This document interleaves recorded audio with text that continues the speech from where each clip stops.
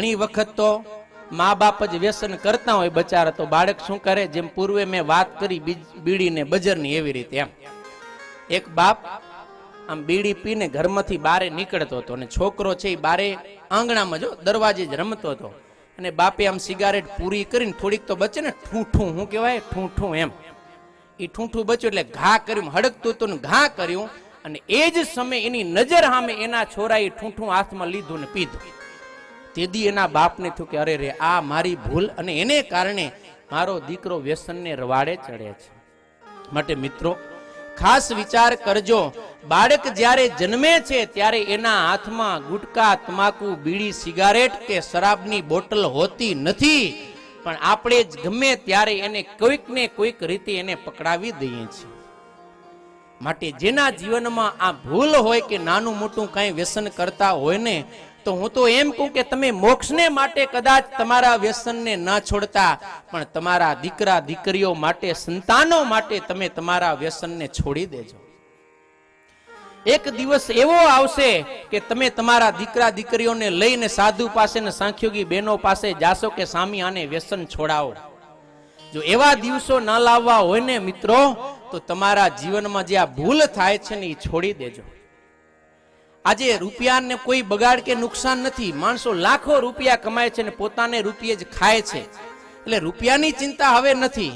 પણ તમારું આ ભગવાનને દીધેલું અનમોલ શરીર, એમાં કદાચ કઈ નુકસાન થઈ ગયું ને, દુનિયાની કોઈ દુકાનમાંથી આવું કિંમતી વેલ્યુબલ શરીર તમને પાછું નહીં મળે.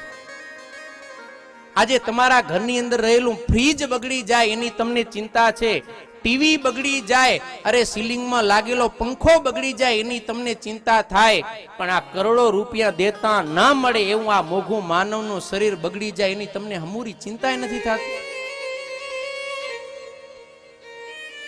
માટે વિચાર કરજો અને વ્યસન છોડજો. વ્યસનથી આજ દિવસ સુધી કોઈનું ક્યારે ઉદ્ધાર નથી થયો.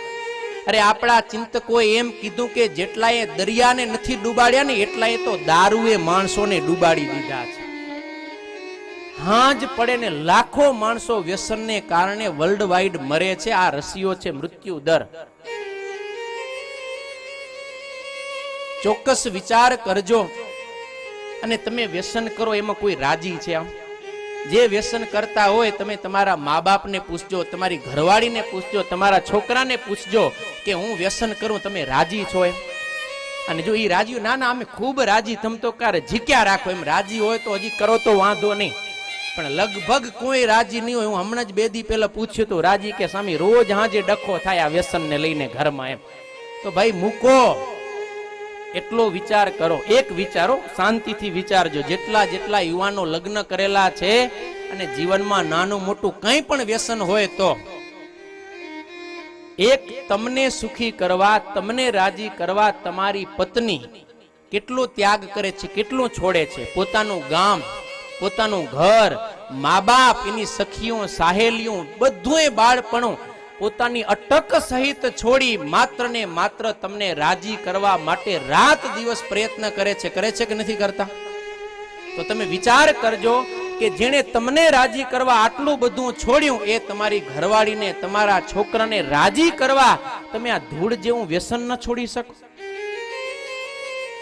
બાયું આટલું બધું છોડી શકે અને તમે આટલું ના છોડી શકો, તો પછી ભાયડા કેને કહેવાય? બાઈઓનો કે તમને કેને ભાયડા કહેવાય કે નહીં? એમ